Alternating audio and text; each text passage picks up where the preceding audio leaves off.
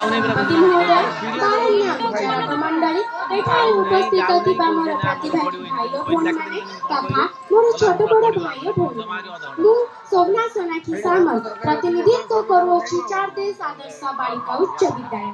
आज यही मंडल स्तरीय सुरभि कार्यक्रम में एक वितर्क प्रतियोगिता आयोजित करा जायछि।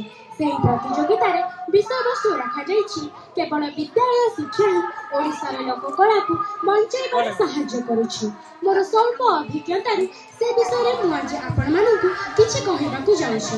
त्रुटि थिले मार्जन करिबे। उत्कृष्ट कलार दिव्य देवालय कलार उत्कृष्ट जार परिचय समाज संस्कृति जानी जाता रीति कलार सबुठी भव्य परिस्थिति सही जे उत्कल चारुकला माल सागरबे कहूची मुझे उत्कल सागरबे कहूची मुझे उत्कल।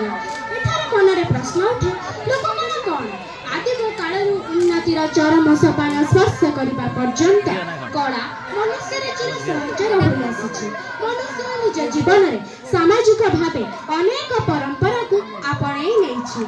से सब परंपरा जितेबाला नृत्य गीत चित्रखोदी आदि कारीगरी कौशल माध्यम मनुष्य प्रकाश करें आमे लोककला बोली कही। महान मोर मातृभूमि उत्कल जी प्राचीनतार इतिहास तही अधिक गौरवमय तार साहित्य अहित्य परंपरा एवं लोककला।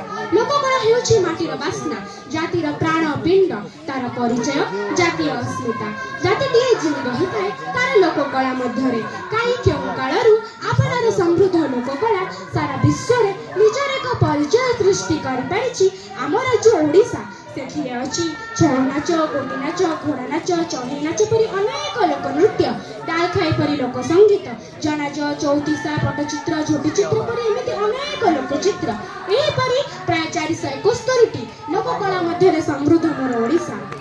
आपण माने जतबेले कोनसी तीर्थ स्थान को बुलिबा को जाइथिबे जथा कोणार्क मंदिर धौली स्तूप आपण निश्चय लक्ष्य करिथिबे। कोणार्क मंदिर रे सेही कांथ को अनेक पत्थर तैयारी मूर्तिका घोड़ा एवं अनेक हाथी मध्ये देखिथिबे एवं आपण मध्ये गोटे चक्र देखिथिबे जादेरे 12 टियर अछि। आपण जतबेले धौली स्तूप बुलिबा को जाइथिबे प्रथमे अशोकଙ୍କ शिलालेख बौद्ध कीर्तिमान कलिंग युद्धर दृश्य आदि आपण निश्चय लक्ष्य करिथिबे। एबे लो पाई जोथुबा लोककला को किपरि बंचै रखि परिबा ता सबुठ बड़ा प्रश्नवाची सृष्टि करिछि। आपण माने चिंता करंतु कोन ओडिसा रे लोककला कोन विद्यालय शिक्षा ओडिसा रे लोककला को बंचाई बारे सहाय्य करूछि कि? आज्ञा हाँ, विद्यालय शिक्षा ओडिसा रे लोककला को बंचाई बारे सहाय्य करूछि किंतु यह संपूर्ण मात्रा रे सहाय्य करूछि यह यथेष्ट नुहे। हाँ, विद्यालय अनेक कथा शिक्षा दे जाते जेतेबेले शिशुटीए मातृगर्भरु जन्म निये सेतेबेले तार शिक्षा आरंभ होई थाए। जेतेबेले से 6 वर्षर होई जाय ता पई शिक्षा मंदिर विद्यालय पालटी जाय थाए। आगुरु घर मानंकरे लक्ष्मी पुराण भागवत एमिति अनेक ग्रंथ पाठ करा जाउतला किंतु एबे यह लोप पाई जाइछि। यह प्रकृत रूपायन समाज रे परिलक्षित होइछि। आज गोटे छोट पिलाटीए रेकॉर्ड डांस विषय रे जानिछि किंतु ओडिसी छौ गोटी पुआ आदि लोककला संपर्क रे अज्ञ काहेकि? जदि आज एही मंच रे सांस्कृतिक नृत्य परिवेशन हुए केते लोक उपस्थित हेबे? जदि समान मंच रे आधुनिक नृत्य परिवेशन हुए किपरि जनगहଳି होइथाय ताहा त आपण माने बेस भल भाबरे जानନ୍ତି। पुनश्च ओडिसा रे लोककला बंची परिबो जदि आमे समस्ते हाथ रे हाथ मिसाई लोककला को बंचीबा को चेष्टा करिबा। पिला थारु वृद्ध पर्यंत समस्ते आंबे सचेतन हेबा। यह केवल जनकर प्रयास नुहे एति पई सरकार समस्त विद्यार्थी समस्त छात्र छात्री समस्त शिक्षक शिक्षिका व्यवस्थितता रहिछि।